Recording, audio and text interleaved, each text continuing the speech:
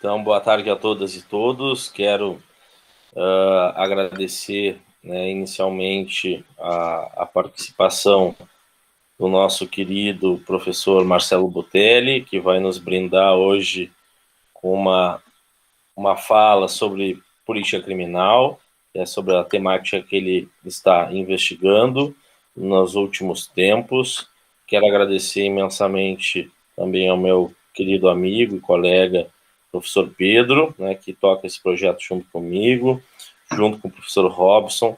Quero saudar a presença de todas, de todos que estão nos acompanhando, que estão sempre fiéis aí ao nosso projeto de extensão Bate-Papo Criminal. Josué, grande aluno, saudades da tua turma, Josué. Saudar também especialmente James William, que também terminou agora recentemente sua tese de doutorado em Ciências Sociais, também é um parceiro da área criminal. E eu passo rapidamente a palavra para o Pedro, tecer suas considerações iniciais, e depois a gente já inicia a fala do Marcelo. Pedro, por favor. Então, uma boa tarde a todos também, sempre agradecendo aí o pessoal que está acompanhando a gente direto, embora algumas dificuldades, ao Bruno pelo convite, também ao Marcelo pelo aceite aí a participação no bate-papo. E com um tema que, eu não sei se é porque a gente começou a debater mais frequentemente isso, e acho que parece que está mais em voga nos últimos 3 anos, a ideia de política criminal, como se usar do direito penal como política criminal, E eu acho que e a gente vê leis sendo criadas e revogadas a todo tempo, então acho que o debate, o bate-papo hoje, ele é bem interessante nesse ponto também. Te agradeço, Marcelo, e toca a ficha aí, vamos conversar.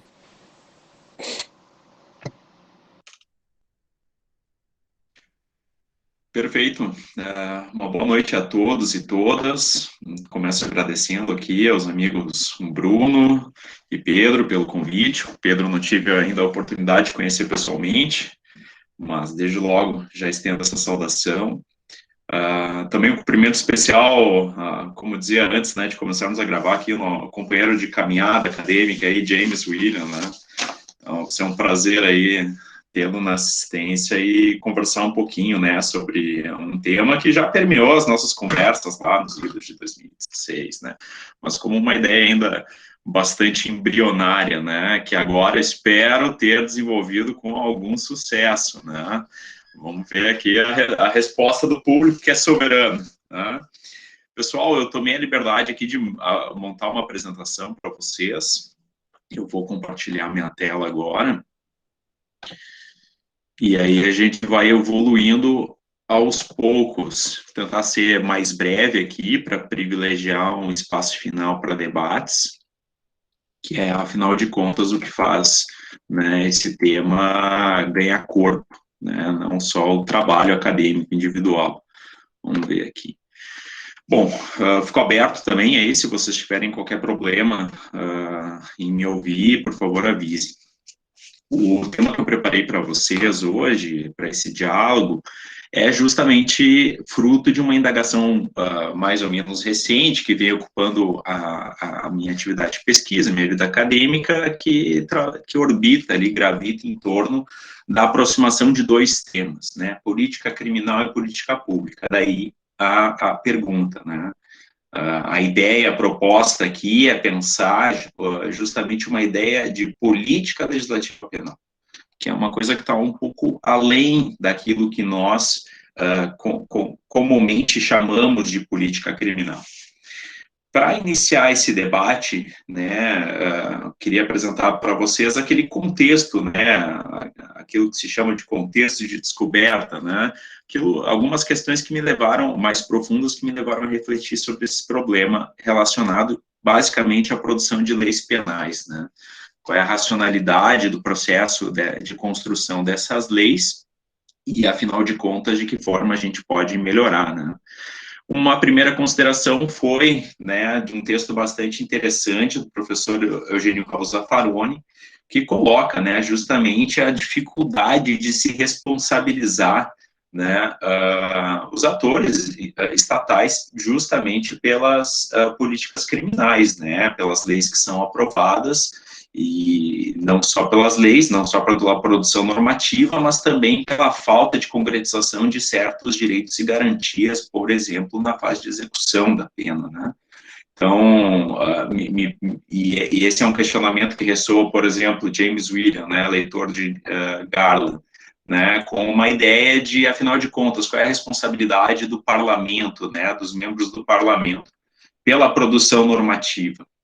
E, de outra parte, né, um outro questionamento também muito interessante, veiculado pelo professor Dias Ripolés, que vem sendo o meu principal referencial teórico, né, nesses últimos anos, que coloca justamente um problema de uma espécie de atrofia em torno, né, das reflexões sobre o processo de produção de leis, né. Ele destaca aqui um contraste bem interessante que existe entre a produção da dogmática jurídico-penal, né, que beira aqui o nível da escolástica, né, são teorizações bastante refinadas, que, no entanto, não ecoam de forma tão prática, né, na realidade da construção normativa, enquanto, de outro lado, tu tem ali o processo de criação de leis, que é um processo completamente abandonado, é isso que o autor chama de improviso e oportunismo,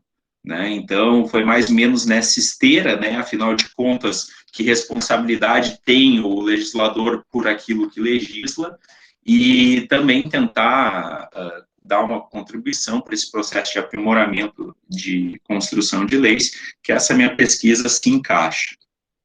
Claro que 3 desafios se colocam, né, para a gente desenvolver essa ideia inicial, né, de uma política legislativa penal. A primeira é compreender o que se está discutindo quando a gente traz o tema da política criminal. Um segundo passo seria redescobrir o processo de produção de leis.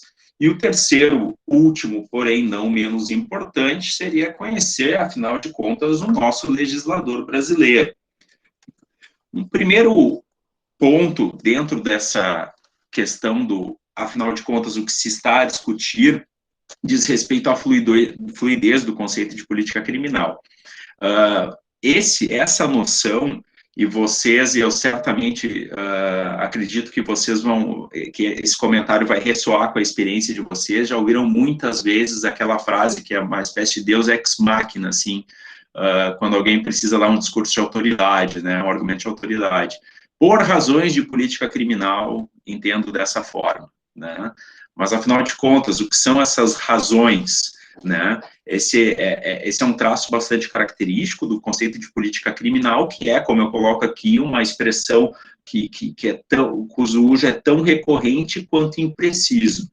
Eu trouxe 3 formulações aqui para a gente conseguir se situar um pouco nesse debate, num nível mais conceitual, que são 3 noções amplamente conhecidas, né, e difundidas. A primeira, ela vem lá, né, das raízes da dogmática jurídico-penal, defendida, né, lá no projeto de Marburgo, pelo dogmático, o jurista, né, Franz von Liszt, e que coloca, né, a política criminal como um conjunto de princípios, e é importante que se tenha em mente essa ideia sempre presente de que se fala em política criminal, se fala em princípios, né, princípios sobre causas do delito e sobre a eficácia da pena, né, pena e tipificação de condutas como meios pelos quais o Estado organiza a luta contra o crime. O professor Nilo Batista, por sua vez, também trabalha nessa toada dos princípios, né, claro que ele traz aqui uma noção adicional de recomendação, que seriam prioritariamente dirigidos ao legislador, porém não só, para a reforma da legislação criminal ou da atuação dos órgãos incumbidos, né, da aplicação da lei penal. E aqui a gente tem todo o espaço para o desenvolvimento dentro da política criminal, enquanto uma ciência, né, enquanto um ramo da ciência penal, para o desenvolvimento de estudos sobre a justiça, né, a sociologia da justiça. E, por fim, um outro conceito que, em obras especializadas sobre política criminal, é bastante invocado também, que é o da jurista francesa Mireille Delmar-Marty, que coloca ao lado das respostas institucionais as respostas sociais, como um elemento também configurador de uma política criminal, né? São respostas que visam ali garantir a coesão do corpo social através da propositura de planos de ação, né? Para evitar a prática de delitos contra bens e contra pessoas. A análise desses três conceitos aqui traduzem a existência de um conceito mínimo, mas que alguns investigadores, né, e se colocou muito bem aqui, né, no início, são investigadores que começam a se debruçar cada vez mais atenção sobre esse tema, se colocam. A gente tem um consenso mínimo em torno da noção, no entanto, esse consenso é insuficiente, e é insuficiente na medida em que ele não explica, né, afinal de contas, que princípios são esses, que recomendações são essas. Se estabelece um plano final, que seria o combate ao delito, mas as diretrizes não parecem muito claras. Então, seria, a política criminal o espaço ideal para discussão desses planos, né, de prevenção e repressão da criminalidade. Além desse processo, né, inicial de situar a discussão sobre o conceito de política criminal, há um segundo movimento igualmente importante, que é o de redescobrir o processo de produção de leis. E esse processo, de novo, ele vem ganhando corpo aqui, sobretudo no Brasil. Basta citar de en passant, assim, é uma iniciativa que cada vez mais vem ganhando importância, por exemplo, dentro do Instituto Brasileiro de Ciências Criminais, né, que é o Departamento de Estudos e Projetos Legislativos, que é uma tentativa ali de se aproximar do parlamento, do trabalho, e oferecer contribuições concretas, né, para as discussões parlamentares em matéria penal. Mas esse movimento, ele ainda, como eu disse, ele é corpo, é um movimento embrionário, né? E esse movimento se estabelece num contexto em que o trabalho legislativo, ele se afirma como um ponto cego dentro dos estudos das ciências criminais, né? A gente tem muitas pesquisas desenvolvidas dentro daquilo que, criminologicamente, poderíamos chamar de processo de criminalização secundário, né?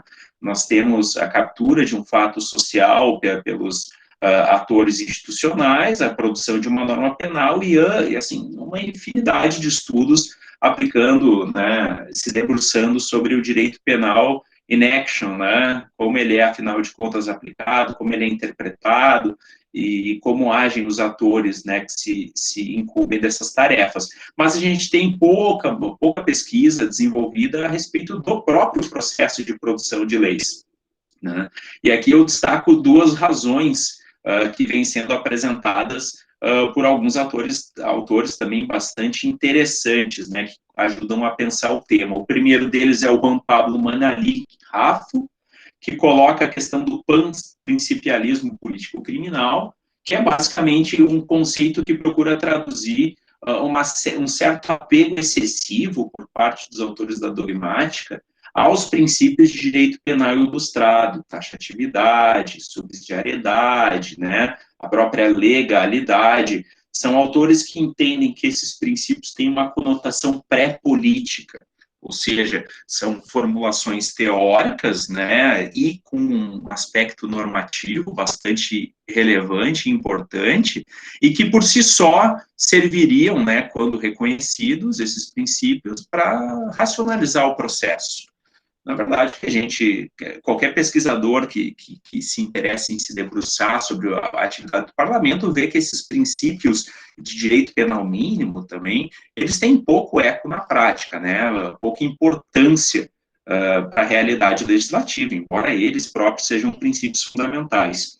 E um segundo comentário também que revela um pouco do estado da arte, de como juristas se comportam com relação a esse tema, é a crítica que apresenta o professor Stuckenberg, quando coloca, né, a questão do mandato democrático como uma barreira infranqueável aos juristas. Eu trago a colação aqui, um trechinho bastante interessante de um artigo deste professor alemão, em que ele coloca, né, quando faz uma crítica à teoria do bem jurídico, que os juristas não poderiam, né, pretender, em que pese todo o refinamento das construções teóricas, sobretudo na área penal, não poderiam pretender se substituir ao legislador, né?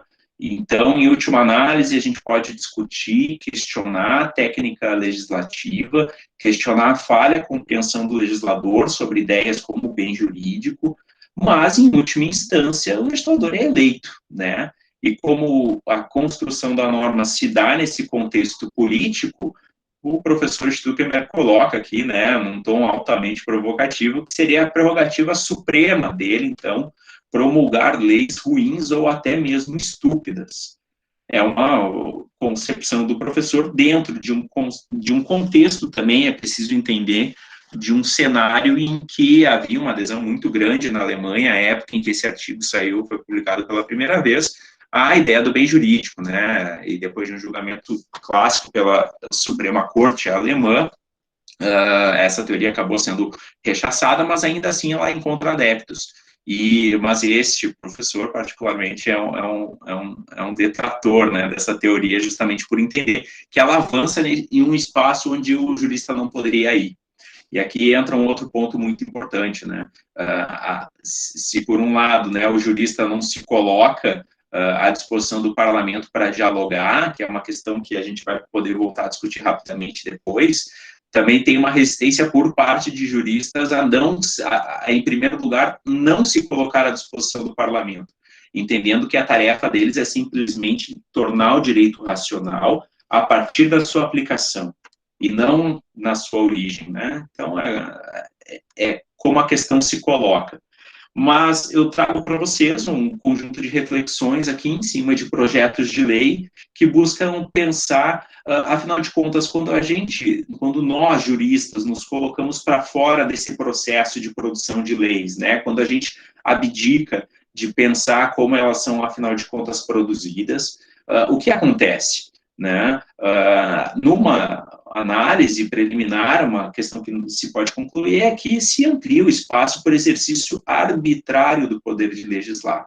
Aqui eu trago 3 projetos de lei para análise, eu trago um pedacinho de ementa deles, naquilo que eles são mais chamativos, por assim dizer, né? E todos de origem da Câmara dos Deputados.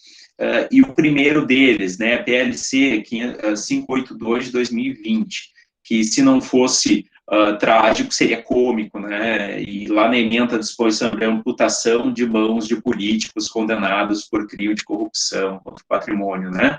O detalhe ali, né, interessante, desde a condenação até o trânsito em julgado. A gente tem esse problema aqui, né, com duplo grau de jurisdição, imagina se a reversão da decisão, né.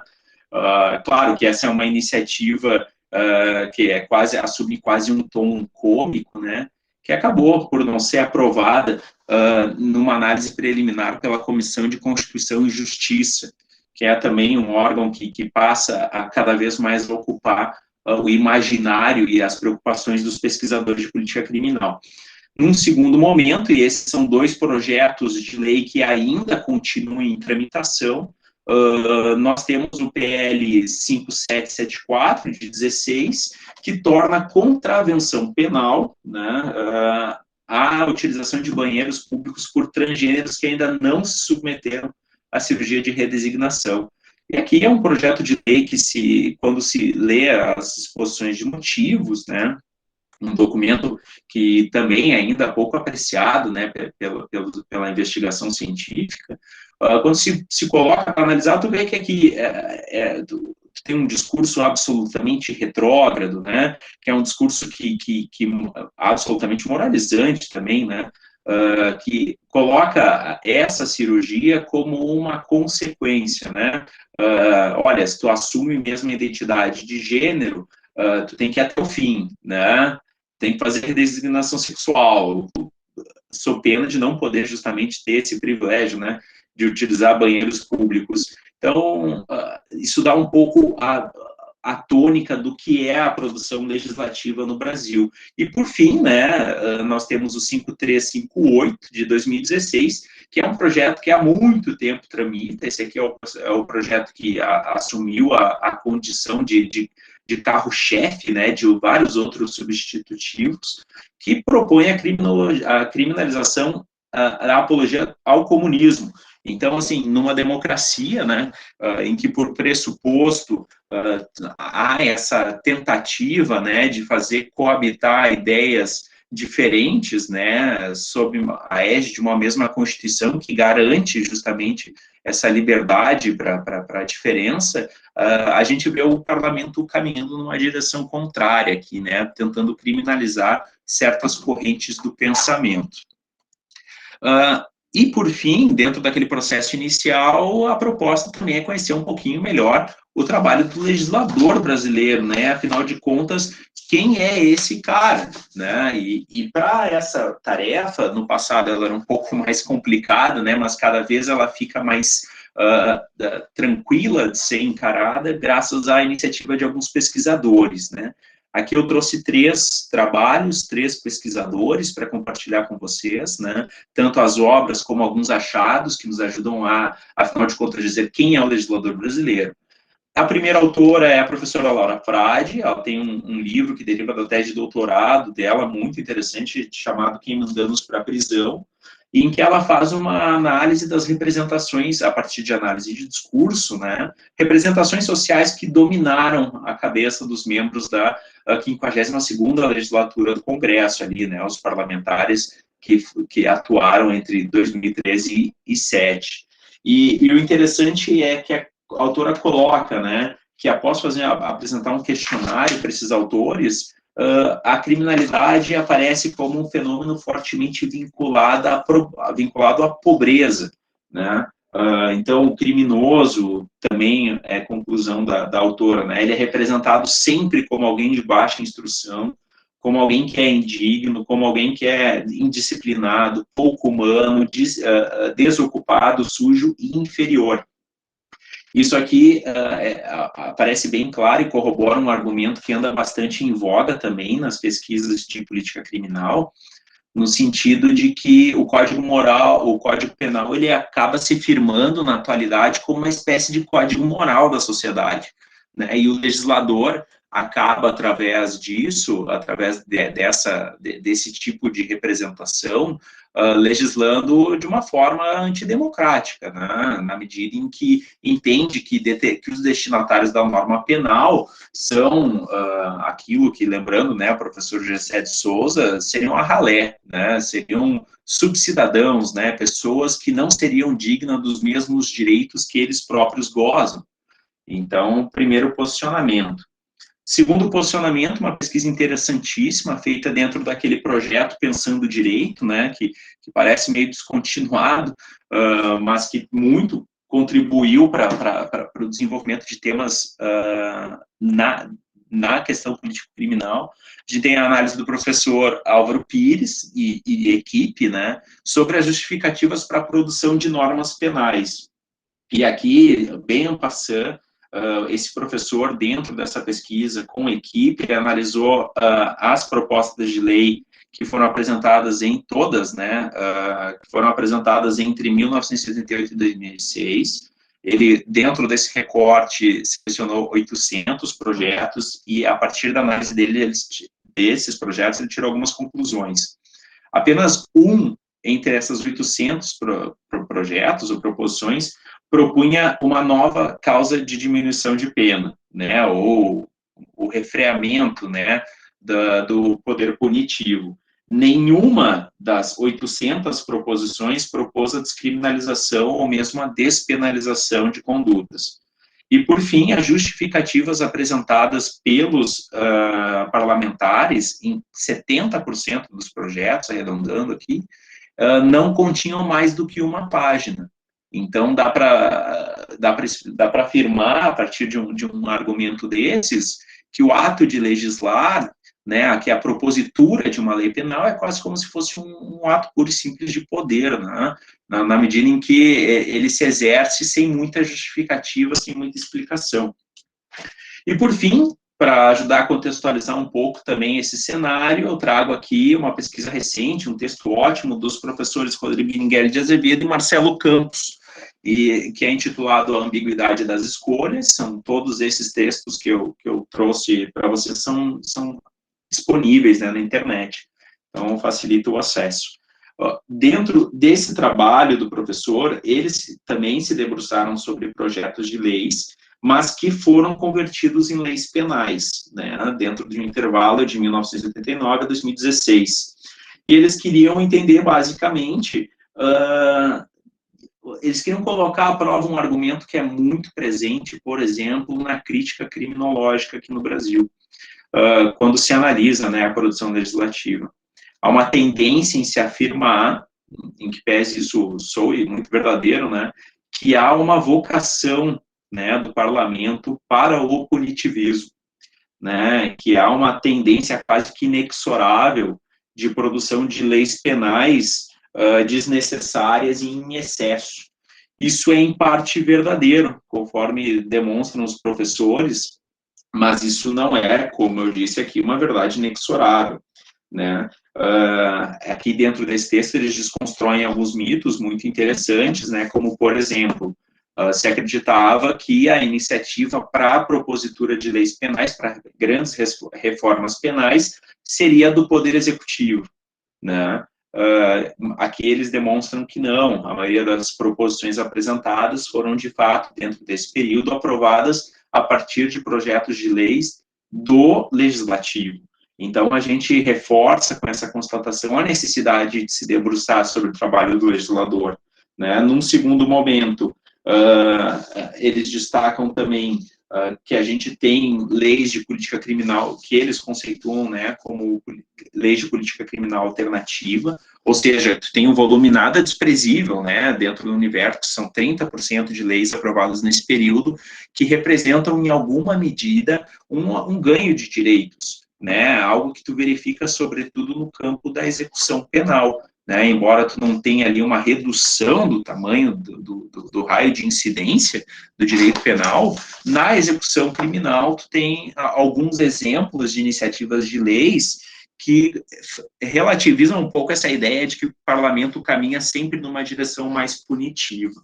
Então, o texto dos professores é bastante interessante, bastante atual, e coloca que a política criminal, justamente por se construir, é quase como uma mensagem de esperança, né? Justamente por se construir num contexto político, ela não tem um destino pré-determinado, né?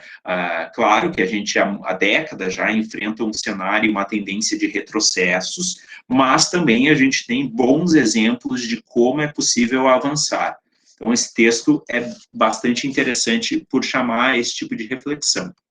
Então, em suma, levando em consideração essas ideias, o que a gente pode falar sobre o legislador, né? Processo de elaboração de leis. Primeiro, o Poder Legislativo ele é protagonista, sim, aqui no Brasil, diferente de outros países, em que tem, por exemplo, na Espanha, a predominância do Poder Executivo, né?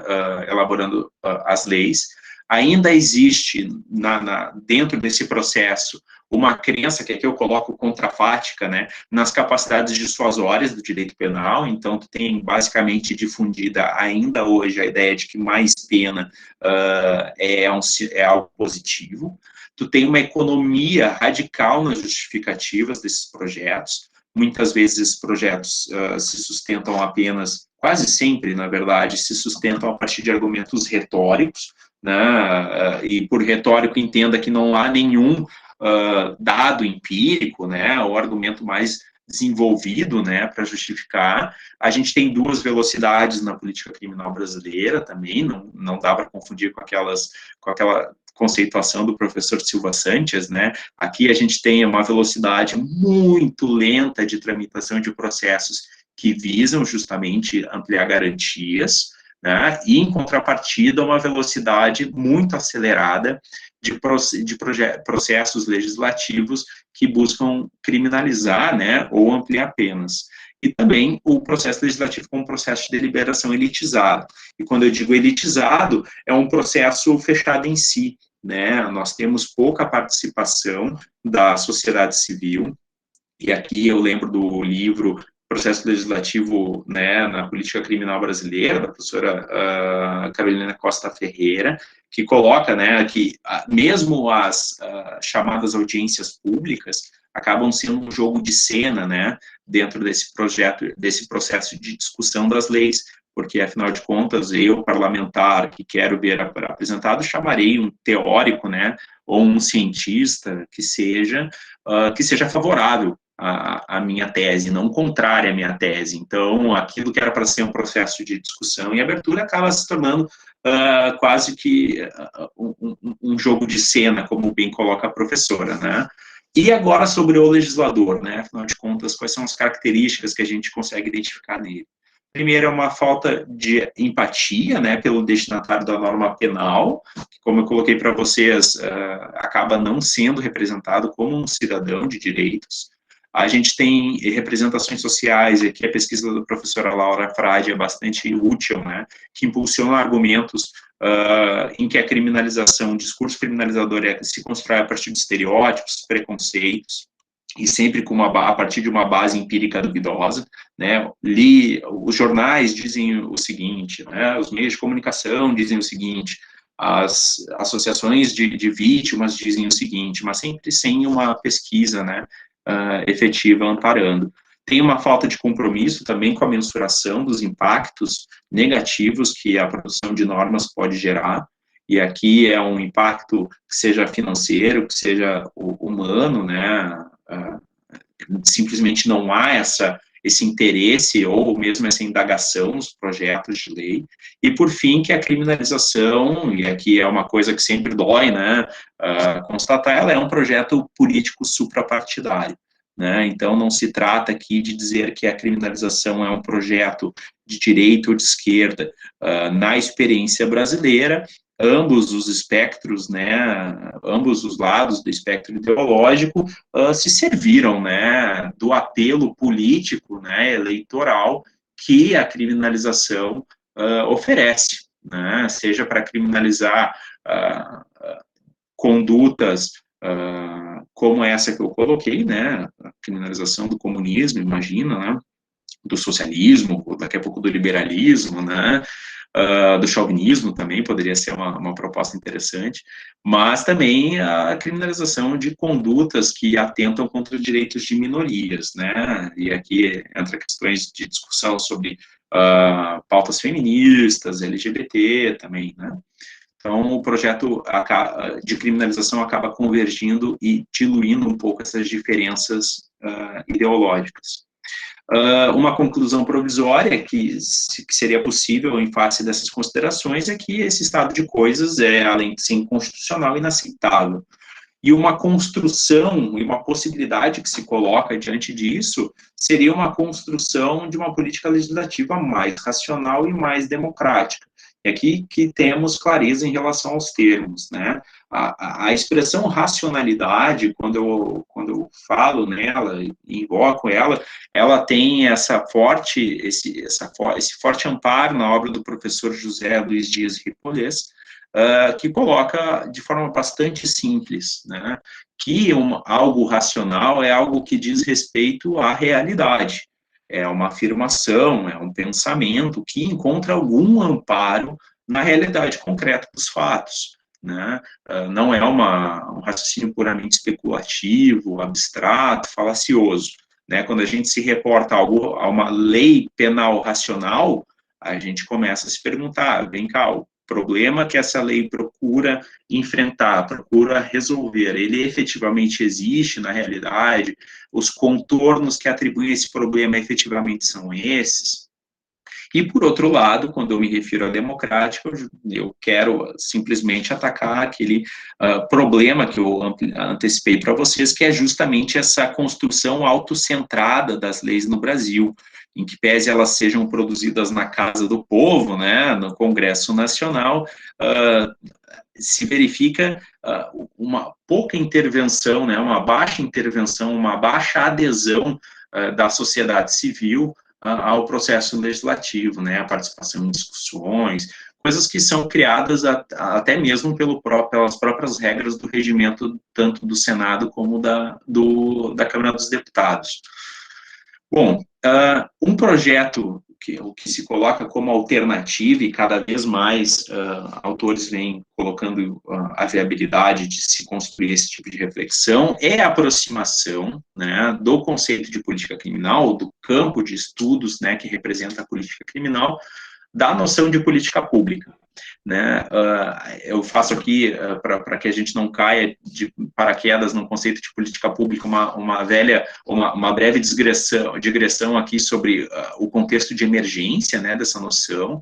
Ela se dá na Guerra Fria, né? A literatura especializada coloca que essa discussão ela começa a aparecer com força no momento em que tu tem duas superpotências, né? Tu tem dois modelos econômicos bem estabelecidos, o capitalismo de livre mercado e o socialismo, né, de produção autorregulamentada e autocentrada da União Soviética competindo entre si. Tu tem dois modelos econômicos, dois modelos ideológicos competindo, afinal de contas, para saber quem é o melhor modelo de Estado, né, quem é o melhor modelo de organização político-social.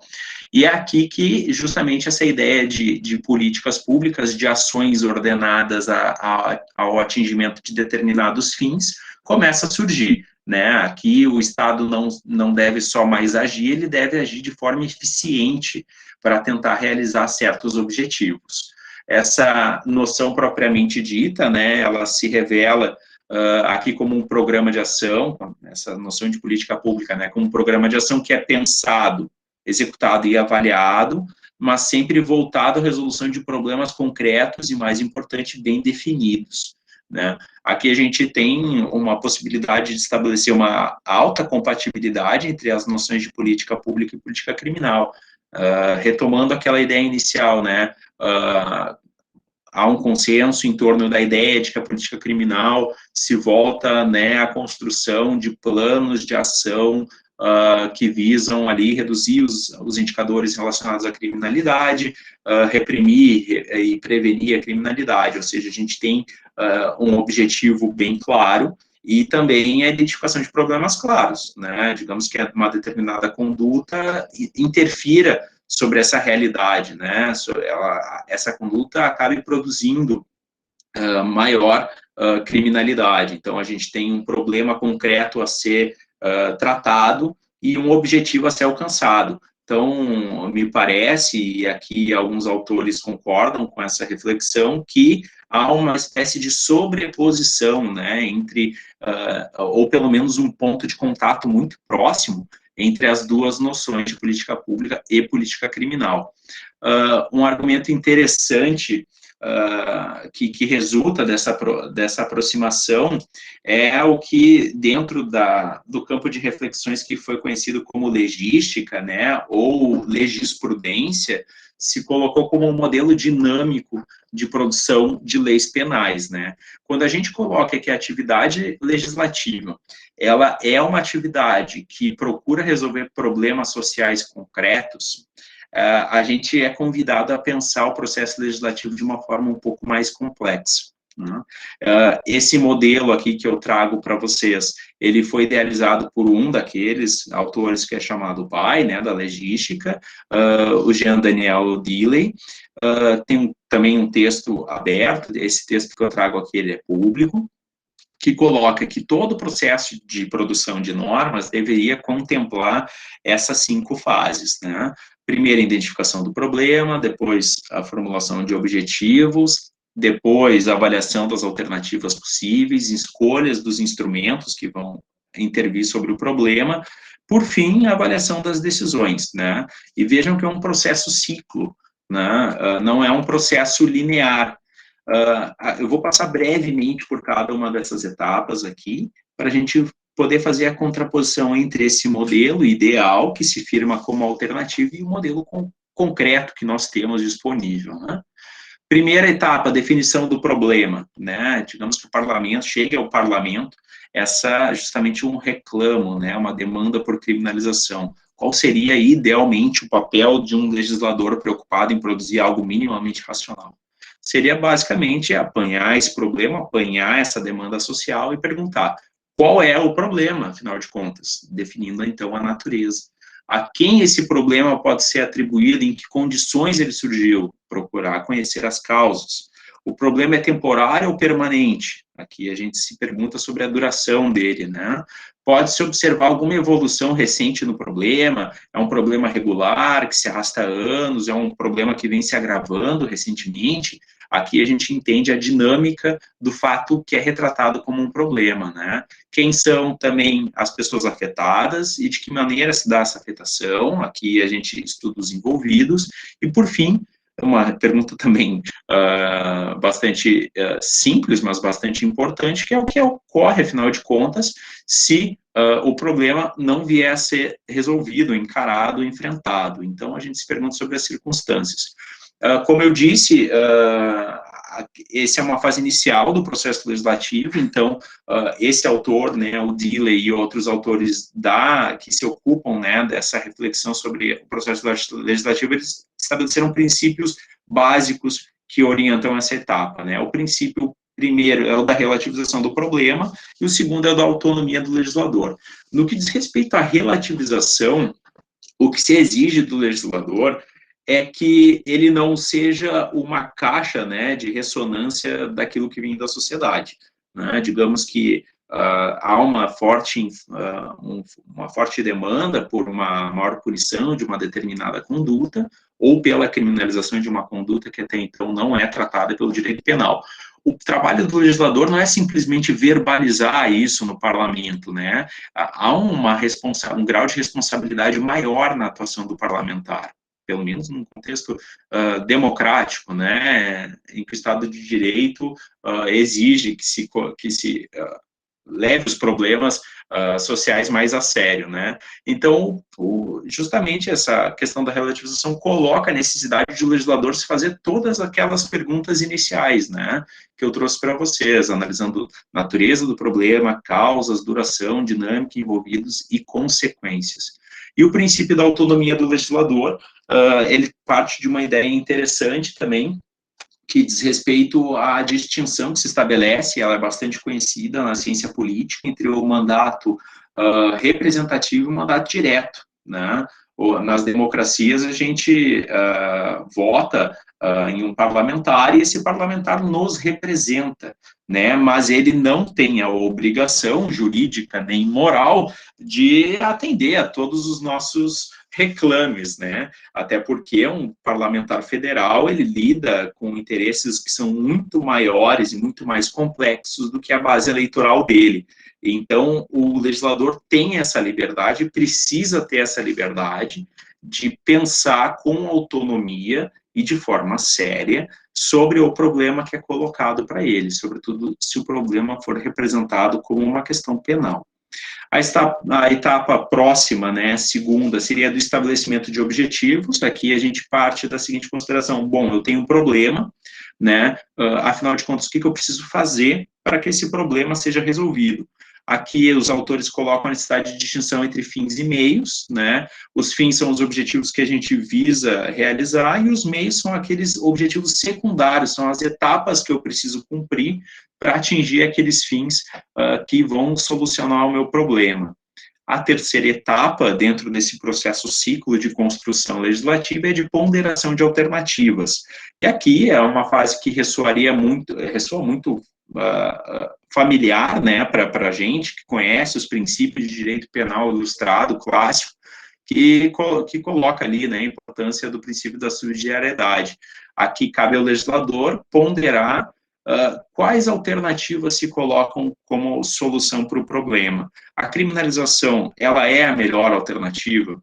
Ou a conduta pode ser suficientemente trabalhada sob a esfera do direito administrativo? E por que não pensar no ilícito civil, né? Estabelecer uma espécie de responsabilidade que vai terminar no pagamento de uma sanção, né, com caráter pecuniário. A etapa posterior, né, de avaliação dessas decisões. A gente, então, tem o estabelecimento claro de um problema, o estabelecimento dos objetivos, afinal de contas, o que a gente precisa fazer para resolver o problema. Num segundo momento, então a gente escolhe quais meios, né, vão nos permitir encarar esse problema, e agora esse meio, digamos que seja uma lei penal, né, e agora a gente se coloca numa fase muitíssimo importante e relativamente original, se a gente considerar a nossa política legislativa, que é a de avaliação das decisões.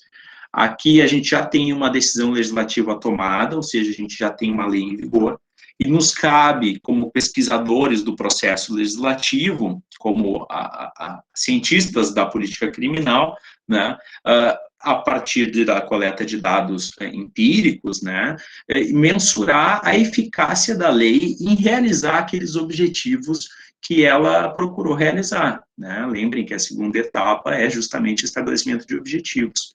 Aqui é uma ideia que nos parece um pouco extravagante, mas que não deixa de ser interessante, que é a de legislação experimental. Ela é muito utilizada em países europeus, nos Países Baixos também, que estabelece ali a possibilidade de se fazer uma legislação por um período de tempo, né, determinado, e a partir desse período se fazer uma avaliação. Afinal de contas, essa lei produziu os efeitos dela esperados ou não produziu, né? Aí ela vai encarar ou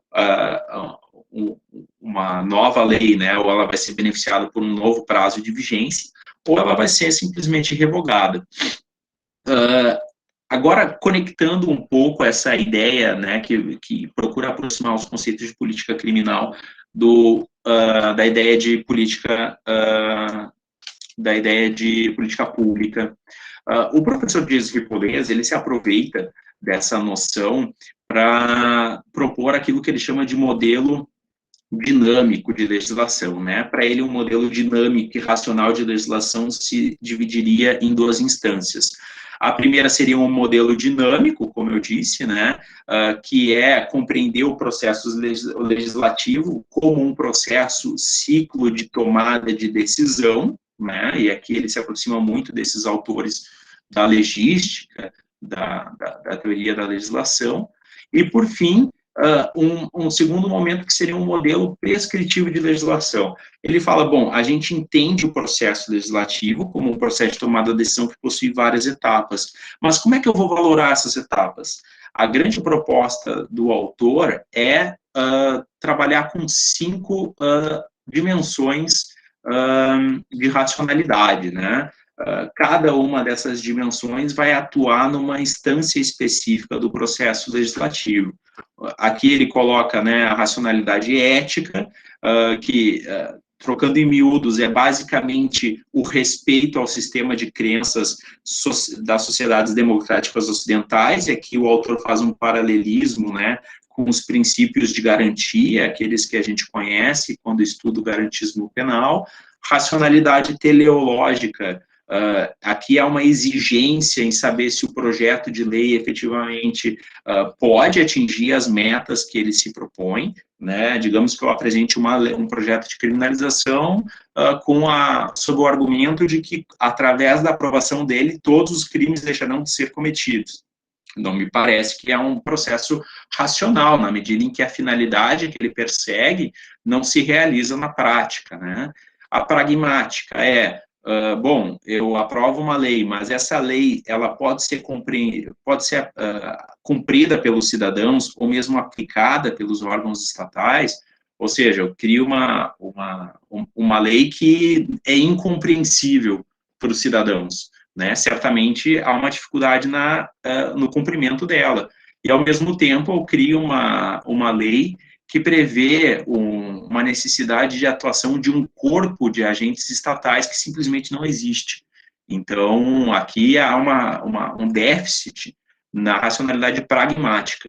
A racionalidade jurídico-formal que o autor coloca, ela é bastante conhecida por nós, né, e diz respeito àquela noção de unidade do ordenamento jurídico, né, a tal da interpretação sistemática. Aqui a gente busca pensar ou refletir se a lei que entra, que é aprovada, ela efetivamente não contradiz nenhuma outra lei previamente existente.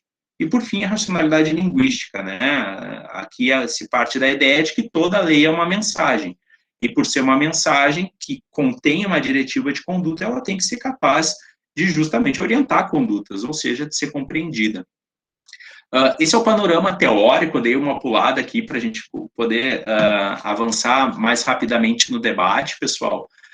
Eu até, se o debate permitir, eu posso trazer até esse estudo aqui que eu tinha proposto, que é sobre um projeto de lei que está pronto para ser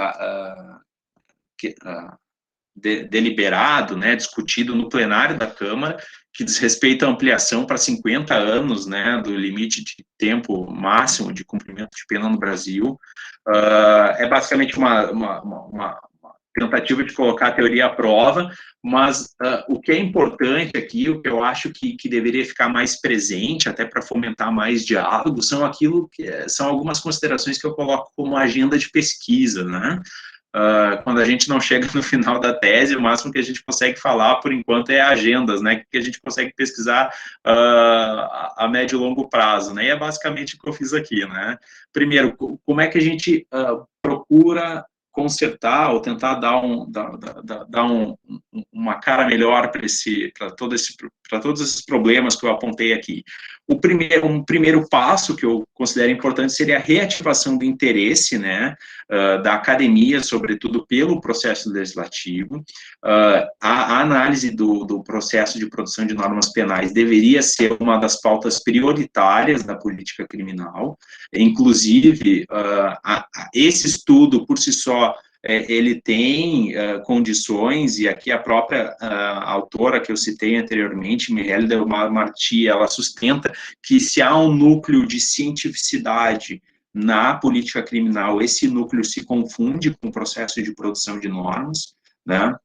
Então, quando a gente fala em política legislativa penal, que é a proposta que eu trouxe para vocês, a gente está justamente reativando esse interesse e procurando pensar justamente como se legisla, né, e, paralelamente, quais são os limites que a gente pode exigir dos legisladores em face, né, dessa torrente de leis penais que são historicamente aprovadas no Brasil.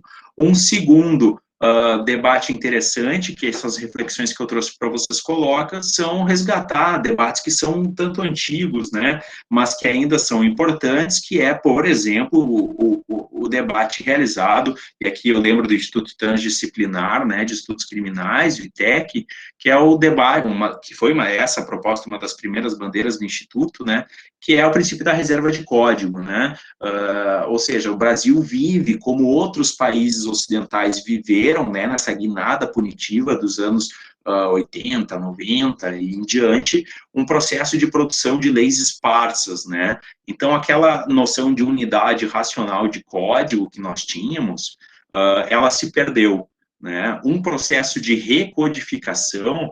E aqui tem um autor bastante interessante, eu lembro do sobrenome dele, é Pastor, deixa eu ver se eu encontro. Bom, depois eu vejo isso e lembro o nome para vocês. Achei. Daniel Pastor. Né? Ele tem um livro clássico sobre esse tema, que é Recodificação Penal e Princípio da Reserva de Código, que coloca esse processo de recodificação como uma grande janela de oportunidade para a descriminalização, né, de condutas que, e aqui lembrem da lei do decreto-lei das contravenções, né, condutas que simplesmente não possuem dignidade penal. Um terceiro ponto interessante seria a reforma, aqui um ponto mais aplicado aos regimentos internos da Câmara e do Senado, trazendo algumas exigências, né, por exemplo, concentração de reformas penais em período de ociosidade anual, exigência de quórum qualificado, ou seja, são algumas engenharias institucionais que é possível aplicar, né, que é possível pensar, que também ajudariam a refrear aquilo que eu observei lá atrás, né, que é uma velocidade muito intensa de produção de normas penais incriminadoras ou punitivas. Então, esse tipo de entrave, né, que seria uma alternativa também. Tem um ponto 4, que seria interessante pensar também, que aqui diz mais respeito à atuação de uma comissão que é importantíssima e que merece todo o estudo possível, que é a Comissão de Constituição, Justiça e Cidadania. né, essa Constituição ela é vocacionada, né, pelos regimentos das casas, a justamente fazer esse estudo de racionalidade das leis, né, se pergunta se a lei ela atende à técnica legislativa, se a lei é uma lei constitucional, ou seja, há uma indagação por parte dos próprios parlamentares sobre a qualidade da lei, não só sobre a forma, né? Um problema, para quem analisa a prática, o dia a dia dessa comissão, é que as considerações de forma se sobressaem às considerações de mérito, ou seja, a Câmara, a Comissão de Constituição e Justiça acaba sendo um órgão chancelador, né? Claro que é um órgão que está sujeito ali a negociatas políticas, que são próprias do parlamento, mas ainda assim é um órgão que não exerce a sua função de mérito, né? Que é, por exemplo, se debruçar sobre a constitucionalidade e dizer, não, essa lei viola, por exemplo, ao propor 50 anos de reclusão, né, como tempo máximo, a vedação constitucional que proíbe a aplicação ou a criação de penas de caráter perpétuo. Então, esse é o tipo de consideração que não aparece, que deveria aparecer. Aqui também, quando essa quinta consideração, ela entra um pouco na esteira daquele projeto de democratização do processo legislativo, e aqui seria, de novo, usando a imaginação política, né, pessoal, porque sem imaginar, pouco se cria, né, incorporar à fase do processo legislativo uma nova instância de deliberação, e uma instância em que se haveria necessidade de se consultar, seja membros da sociedade civil, seja o próprio Conselho Penitenciário Nacional, que tem por missão, né, a LEP nos diz isso, apresentar diretrizes para a política criminal para a construção, ou seja, tirar o protagonismo um pouco dos parlamentares, que vão ter a palavra final, é óbvio, mas que não precisam monopolizar as razões pelas quais uma lei é discutida, destituir eles dessa posição através, né, da ampliação dos mecanismos de deliberação e da ampliação do número de atores que podem discutir uma iniciativa legislativa. E, por fim, aqui uma última consideração, isso saiu num artigo recente de opinião que eu publiquei com a professora Chiavelli Falavigno, no Conjur, que é uma consideração especialmente dedicada e orientada à academia, né? Aqui a gente coloca, né, abrindo aspas, se a academia quiser tomar parte nas reformas que há muito tempo todos nós consideramos inadiáveis, ela deve estar disposta a ingressar no debate político, e aqui compreenda-se, né, o processo legislativo, com argumentos.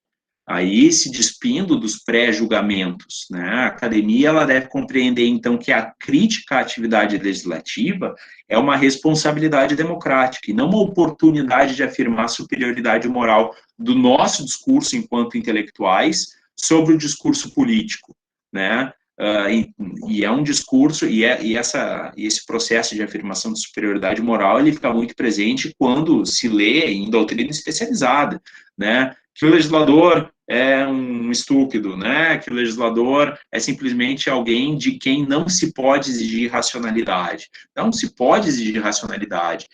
Uma das características mais destacadas dos regimes democráticos é justamente a noção de accountability, né, de responsividade, de necessidade de prestar contas. Então, a academia ela precisa entrar nesse projeto de discussão dos rumos da atividade de produção de normas, efetivamente para contribuir, e não para afirmar, né, se afirmar como alguém uma instância que possui um conhecimento sacro, né, e que, portanto, mereceria ser ouvida sempre. Enquanto não se desenvolver essa noção essa é uma noção mais prática aqui, né, me faltou o adjetivo, né, mas enquanto... Perfeito, eu lembrei. Enquanto a academia não desenvolver essa noção de humildade, pessoal, pouco se vai conseguir, né, avançar nesse cenário de reformas que, sim, são essenciais, mas que só vão ser produzidas ou conseguir ser produzidas se estabelecer, na linha da melhor ideia de democracia, um diálogo e não mais conflitos. Então, é basicamente isso que eu tinha que apresentar para vocês, eu me coloco à disposição, foi um pouco corrido, mas eu vi aqui que eu já estava me alongando demais também. Fico aberto a consideração aí para o debate, é sempre interessante ouvi-los. Excelente, Botelli, muitíssimo obrigado. pela exposição. Se alguém tiver algum questionamento, alguma ponderação e quiser colocar no chat, também pode usar o microfone, né? Eu já passo a palavra para o James e para o Robson. Eu só vou fazer um questionamento, Botelho, que tu me fez refletir, né, dentro dessa lógica de uma tentativa de uma construção de uma política criminal racional, digamos assim, né, e tem todo um diálogo muito frutífero com a área da assistência social, entre outras áreas que trabalham com políticas públicas, né, e eu ando me aproximando disso aqui na instituição, com algumas professoras que trabalham no assunto, mas e o teu último item ali das conclusões me parece muito interessante, eu acho que era o item 5, né, que teria uma abertura para a sociedade civil, né, participar do debate, digamos assim, público. O que eu te questiono é possível ou não, e se é possível, como, e se é possível, se isso seria adequado, escapar das emoções dentro do jogo político, né? Porque, para mim, essa é a grande questão, né? Como que a gente vai lidar com uma construção de uma política, sendo que ela vai ser influenciada, direta ou indiretamente, né, por afetos, por paixões, né, e etc., né? E um autor que eu gosto muito, que está me influenciando muito em termos de filosofia política nos últimos tempos, é o Daniel, agora me fugiu o sobrenome dele, mas ele tem uma obra, um filósofo espanhol, chamada Política em Tempos de Indignação, tá? E que ele vai trabalhar com uma ideia de um pragmatismo político, assim, ó, radical, digamos assim, né? E ele vai meio que explicar mais ou menos como que o jogo de fato funciona, né?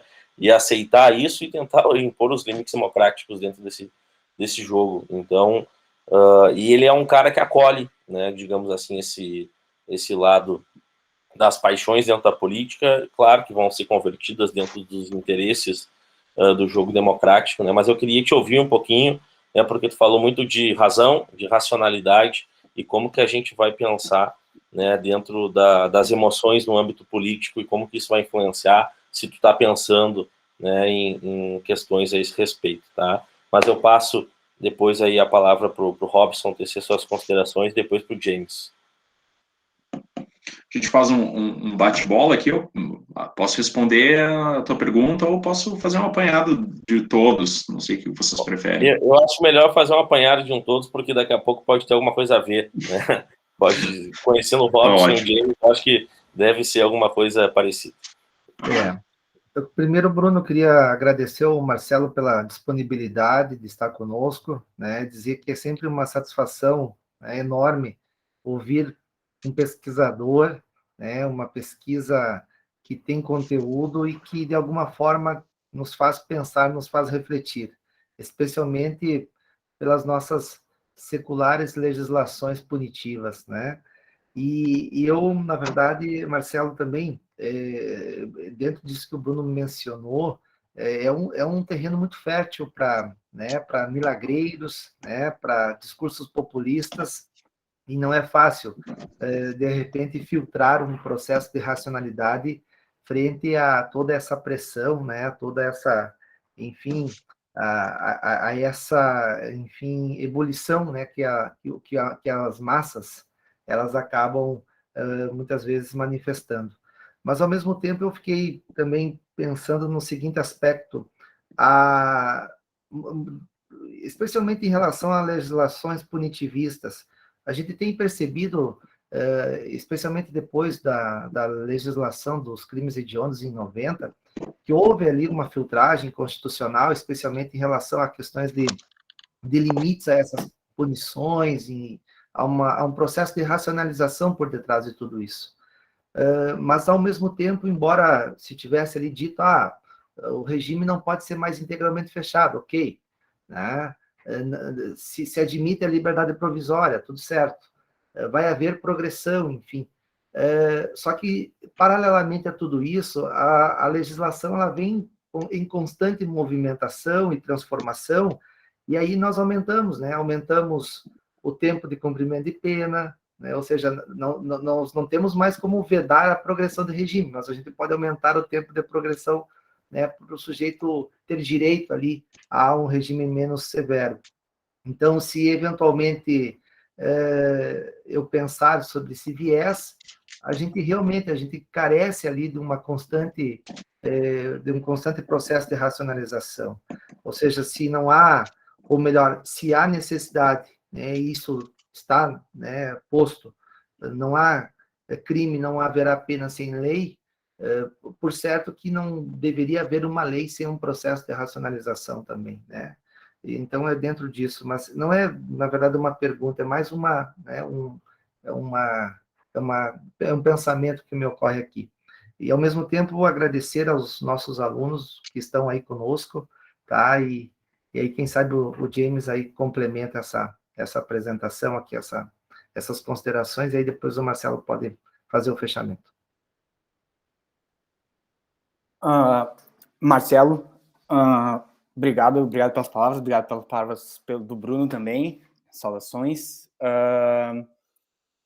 Eu trabalhei com o Ripolés, com as racionalidades dele, eu trabalhei com legislação carcerária, execução penal, desde 84 até 2015, na dissertação, justificativas das normas penais. Então, eu mais ou menos ainda sei um pouco por onde tu tá indo, e eu tenho alguns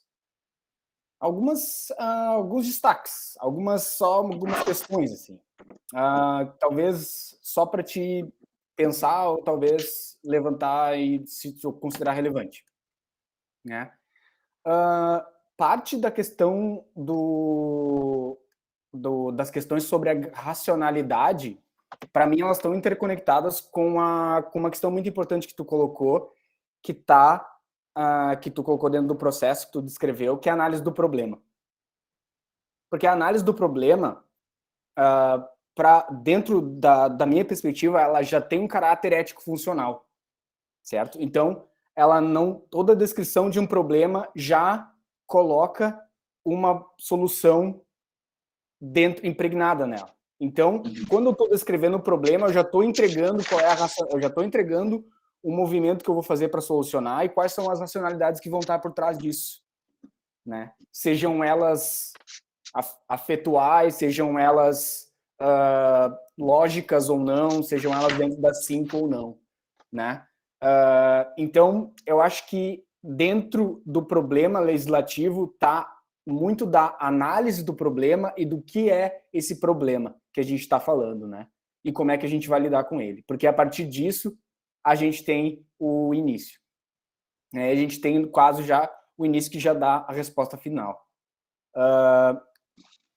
Outra coisa é quando tu falou, bom, vamos supor que a gente tem um processo que lide com problemas racionais nos termos que o Ripolés coloca. Aí eu te coloco um questionamento. A partir do momento que o problema é racional e é concreto, e ele é baseado em dados empíricos, que espaço a gente sobra para o discurso penal? Que às vezes está muito conectado com o impacto que a gente não consegue medir, com uma efetividade que a gente não sabe se existe, né? Porque se a política penal ou o discurso penal, a criminalização, tem uma efetividade que é questionável, né, historicamente. Então, se não seria mais política pública como política criminal e não política criminal como política pública. Esse é mais ou menos o destaque. E a questão do debate que tu coloca, que é muito interessante, que tá bem acima, tá bem dentro da teoria crítica agora, que é a questão do espaço da filosofia e espaço da democracia, né? O espaço do teórico e o espaço da democracia. Será que a filosofia ou o teórico tem que estar como um julgador da democracia ou ele tem que estar amparando e habilitando e dando instrumentos para o debate democrático, né? Para o espelho democrático. Então, esse também é um debate que a gente está vendo, que é muito o liberalismo político se coloca às vezes como um julgador neutro, né? Que está ali só para dizer o que é certo ou o que é errado. Não me importa o que vocês estão fazendo, eu vou dizer as regras depois. Então, para um olhar mais, e a esquerda hegeliana, assim, um olhar mais ético, vai tentar né, desconstruir essa questão, esse lado mais liberal político. Então, não sei se é por aí que está indo, mas eu acho bem interessante. Era isso, basicamente.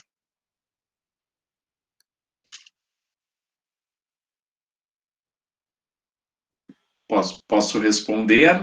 À vontade, Botelho. Foi quase uma pré-banca aí para ti, ó. Só uma leve arguição, né? Só não encaro assim porque tenho amigos do outro lado, né?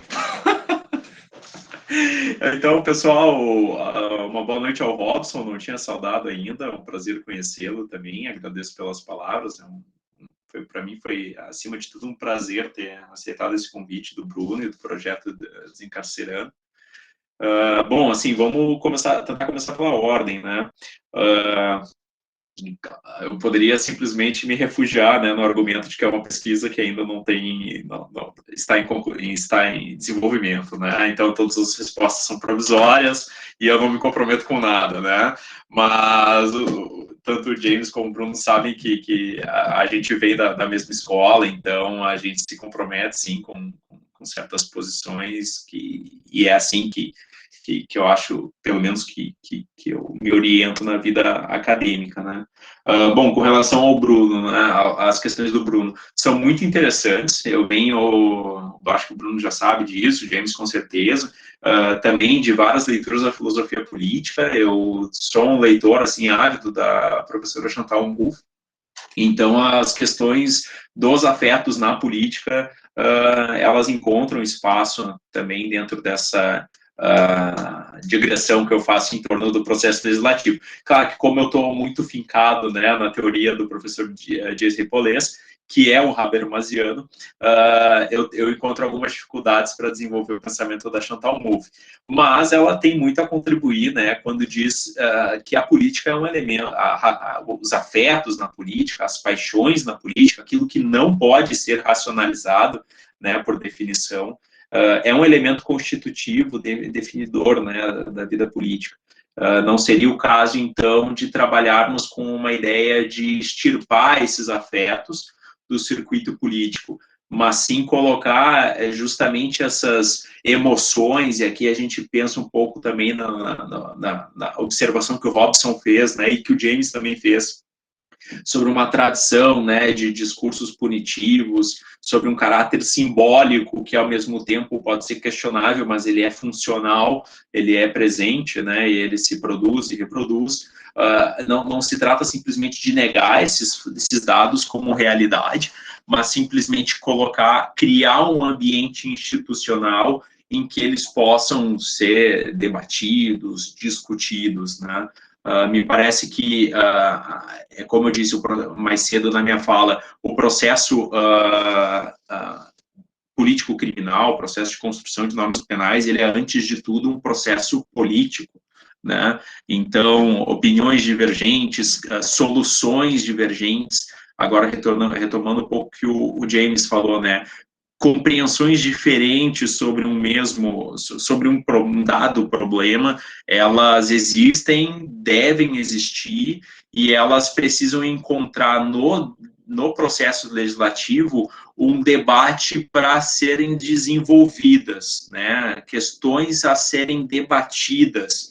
E é justamente isso que é mais radical dentro do pensamento do professor Dias Ripolés, independente das filiações filosófico-teóricas dele, a preocupação genuína em colocar o processo legislativo nos trilhos, no sentido de que é um processo democrático, de deliberação, de discussão.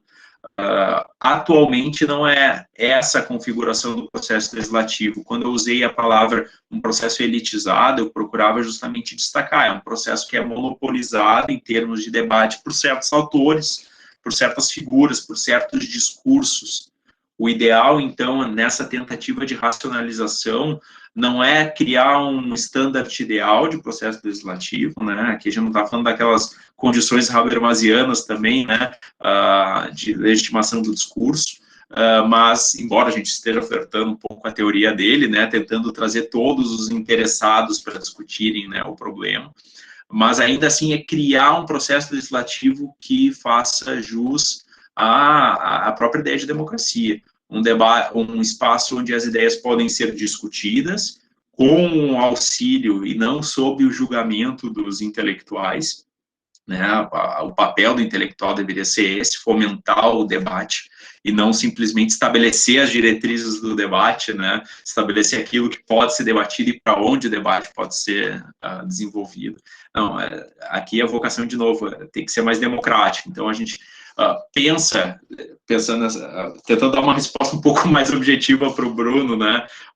Essa proposta de racionalização, ela não procura extirpar, pelo menos não da forma como eu enxergo o processo, as paixões da política, porque é algo constitutivo, mas ela procura colocar essas paixões num circuito de diálogo e debate, enfatizando aqui o diálogo, sobretudo, né?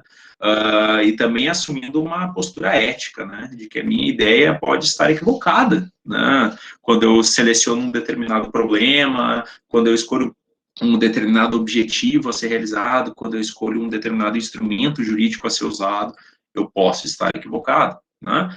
E a gente nunca vai fugir do critério da maioria, afinal de contas é uma democracia, né? Mas ainda assim, esse debate pode ser um debate mais informado, né? Pode ser um debate ocupado por mais vozes. Em última instância, é isso que se pensa, né?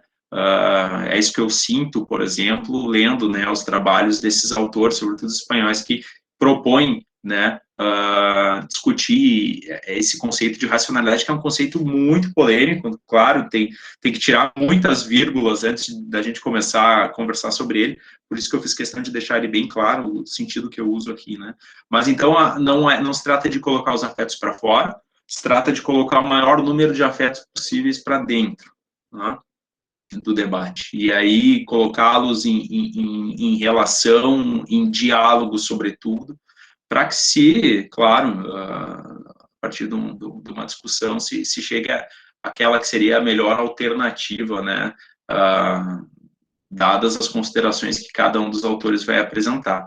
Claro, aqui a gente entra em questões persuasivas, racionais também, né, mas é do jogo, né, então acho que caminha um pouco por aí. Não sei se eu te respondi, né? Tem um detalhe específico, tu me pede para concretizar um pouco, né? Afinal de contas, o que a gente pode fazer, né? A gente tem algumas iniciativas aí, né? Que estão em banho-maria no Congresso. Tem a famosa projeto de lei, né? Da Lei de Responsabilidade Político-Criminal, que é uma tentativa, né? De justamente trazer um pouco de quebrar um pouco o passo do processo legislativo, que é um passo rápido, né, sobretudo o criminalizador, para pensar justamente quais são os impactos, né. Hoje se discute amplamente sobre os impactos da aprovação de uma lei penal.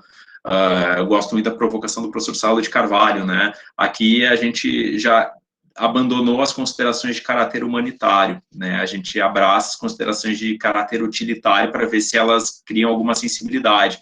Então, não importa a massa de encarcerados e encarceradas, eu quero saber se tem dinheiro, afinal de contas, para sustentar esse projeto, já que a racionalidade neoliberal nos coloca, né, essa imposição da austeridade. Ok, sejamos pragmáticos, conversemos nesses termos. O projeto se sustenta, né?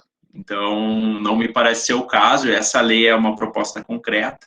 Tem outras alternativas também, eu mesmo trouxe num artigo que eu publiquei numa coletânea, acho que é o volume 147 da RBC Crim, que eu recomendo a todos, que foi uma obra muito importante para esse campo, para a política criminal brasileira, que compilou textos, né, que discutem política legislativa. E eu proponho lá, buscando lá nas teorias do Robert Down, a ideia de mini-públicos, né? Que é basicamente a formação ali, tu faz o sorteio de pessoas que passam a formar um colegiado, esse colegiado ele vai ser abastecido com informações que vão ser apresentadas por pessoas da academia, né, não só pelo WhatsApp, mas por pessoas da academia que dedicam suas vidas a pesquisar temas de importância, e elas, afinal de contas, produzem um relatório não vinculativo que vai ser apresentado e debatido por parlamentares. Coloquei ali como alternativa também maior prestígio do Conselho Penitenciário Nacional, né? Um órgão que existe aí desde a criação da LEP, mas que é subutilizado, né? Muitas vezes aparamentado, né? Por certas figuras tenebrosas, né? Em termos, quando a gente pensa numa ideia mais garantista de direito penal, mas é um órgão que poderia também ter um espaço reservado dentro do debate legislativo e simplesmente não o tem e nem é convidado, né? Uma reforma de uma lei recente, né, que estabelece o Plano Nacional de Defesa, né, Social, ali há um colegiado para discutir também o rumo da política criminal brasileira e não há participação, há uma participação massiva de agentes da segurança pública e não de pessoas que sejam eventualmente vinculadas a direito de presos, enfim, o debate ele vai muito num discurso e não do outro. Então, a gente tem a própria tese da professora Carolina Costa Ferreira, quando procura institucionalizar o estudo de impacto legislativo também, é uma alternativa, né, que se coloca concreta, mas são todas iniciativas que, antes de serem mais desenvolvidas, precisam, né, ter essa compreensão de que não se tem espaço para apresentar no parlamento uma questão dessa se a gente não se coloca numa postura, né, de discussão, uma postura mais aberta, dialogal com os próprios membros do parlamento. Então, acho que, assim, existem alternativas concretas, alternativas possíveis, implementáveis a curto prazo, mas elas dependem do desenvolvimento de uma postura, né, que ainda está por ser desenvolvida. Bom, com relação às questões, acho que é isso, Bruno, né, que eu teria para te enrolar, seria isso, basicamente. Tá? Com relação às considerações do Robson, ideia trouxe a questão paradigmática, né, da lei dos crimes hediondos. Eu já conversei muito sobre ela com o James também. A gente eu gosto de uma expressão também do professor Saulo de Carvalho, que essa lei, ela representa o ticket de entrada, né, do Brasil no cenário do punitivismo internacional. E é o que ela representa, né, afinal de contas é uma lei tautológica, né, que desconsidera noções firmes da dogmática, como o desvalor da ação, o desvalor do resultado, para criar uma categoria própria, que é o hediondo, né, e um nome em torno do qual se articula toda espécie de discurso que não se coaduna com uma ideia de direito penal ilustrado, né, um direito penal que sirva para aplicar uma punição suficiente, adequada, etc., racional, em última instância, né. Eu acho, e aqui também fica a indicação de uma obra que é essencial, que é a Fábrica de Penas. O autor me fugiu agora, se vocês lembrarem, o James aí já deve ter lido.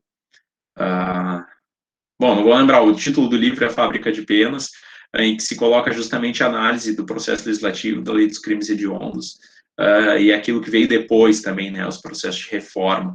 E lá se vê, né, a primeira consideração do parlamentar já na época da Constituinte, né, perguntando, afinal de contas, o que é hediondo?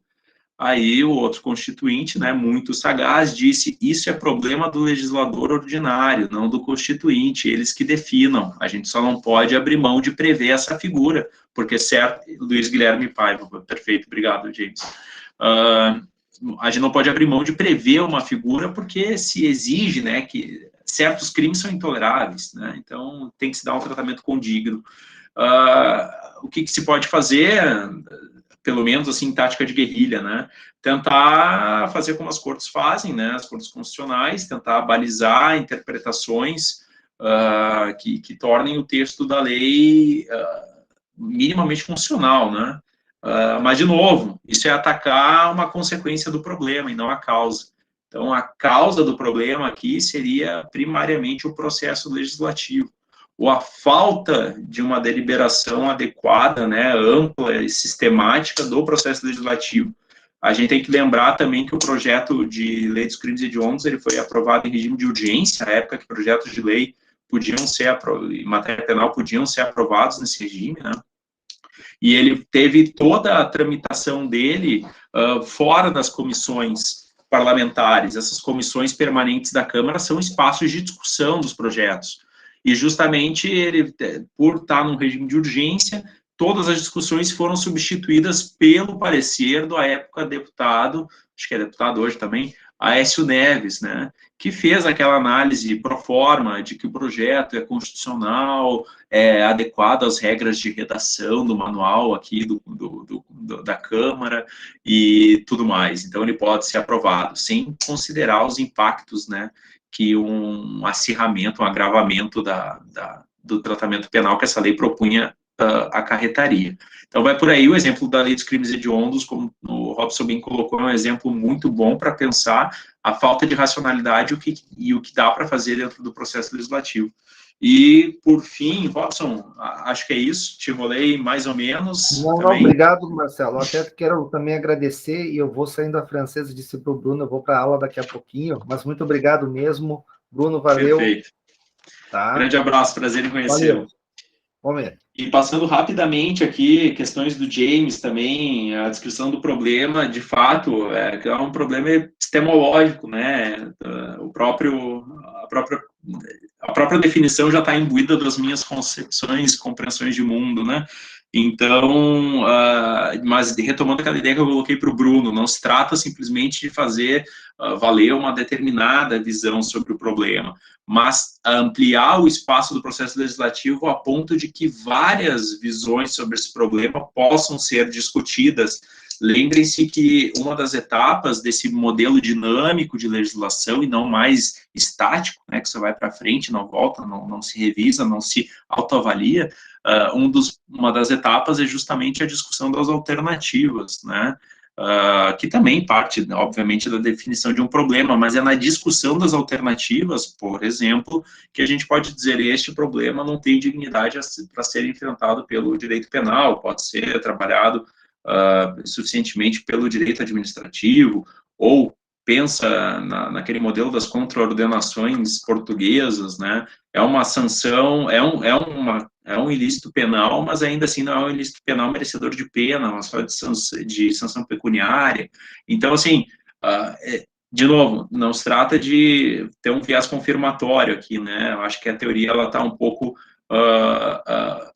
pelo menos teoricamente, né, protegida desse argumento na medida em que ela propõe não uma definição estanque do problema, mas também mais uma abertura de espaço dentro do processo para que várias compreensões sobre esse problema emerjam e que elas possam, enfim, ser discutidas.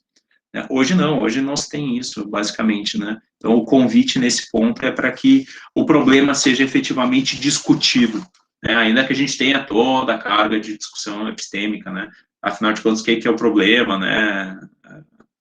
É um argumento muito válido, mas ainda assim, ele não, por si só, ele não impede, né, que se coloque o problema para discussão, os termos do problema para discussão. Acho que tu comentou também alguma questão sobre o aspecto simbólico do direito penal, que ele tem uma finalidade, que ele tem, em que pese toda essa proposta de racionalidade, né, não se pode descuidar que não se trata aqui de dizer que o direito penal, que os usos que se atribuem a ele são irracionais, são usos pré-ordenados, refletidos, aqui entra o cálculo eleitoral, né, de políticos profissionais, né, em cena, mas ainda assim, dentro de uma visão, né, em que o direito penal deveria ser construído a partir de uma noção, na forma de princípios de Estado Democrático de Direito e direitos e garantias fundamentais, a gente teria que ter um cuidado com o tipo com o tipo de uso que se faz do direito penal, né? Então, o uso simbólico dele não seria um uso adequado justamente por conta disso, né? Que aqui, afinal de contas, a dose do veneno, ela acaba matando, né? Ela não cura. Então, de novo, a gente tem um problema com resolver um problema concreto. O direito penal se mostra como uma alternativa viável, ainda mais quando ele é mobilizado do ponto de vista simbólico, né? É importante criminalizar essa conduta para definir a importância dela para um determinado grupo social. Quais são as questões que são subjacentes, talvez mais profundas, que não estão sendo debatidas, e que não são debatidas justamente em função da utilização da tutela penal, né? Quantos debates o direito penal já não interrompeu, né? Se colocando como uma alternativa fácil, factível, pronta, né? Pronta e embalada para ser aplicada. Então, acho que a questão se coloca, na minha compreensão, mais ou menos por aí, né? E não sei se sobrou mais alguma coisa, mas enfim, né? Eu tenho até meia-noite. Botelli, se sobrou, fica pro bar. Final de semana que vem, excelente. A gente pode beber uma cerveja. Porque daqui 10 minutos não, do ar, eu ainda tenho que tomar um banho e comer excelente, pessoal. Era a minha sugestão, que se tivesse mais alguma coisa, que essas questões fossem encaminhadas, então, né, para uma mesa de um bar, daqui a pouco, né, bem aberto, né, todo mundo vacinado, né, pessoal. Isolamento ainda é importante, Mas é isso, né, o que eu tinha para contribuir. Agradeço muito a atenção de todos, as indagações que os colegas colocaram, né, é sempre um prazer vir aqui e discutir um tema que me é tão caro, né, juntamente com pessoas também, né, que são grandes amigos, além de serem grandes professores. Show de bola, meu querido, muito obrigado, né, em nome da UCS, eu te agradeço, né, as portas da casa estão sempre abertas para ti, espero revê-lo em breve, sobretudo num período aí pós-pandêmico, que a gente possa fazer esse tipo de atividade de forma presencial, beber um vinho depois, né? Mas, por enquanto, a gente vai tocando assim. E agradeço novamente a tua presença, a presença do James e de todos que nos acompanharam até agora. Abraço a todos e até a próxima. Tchau, pessoal. Foi um prazer.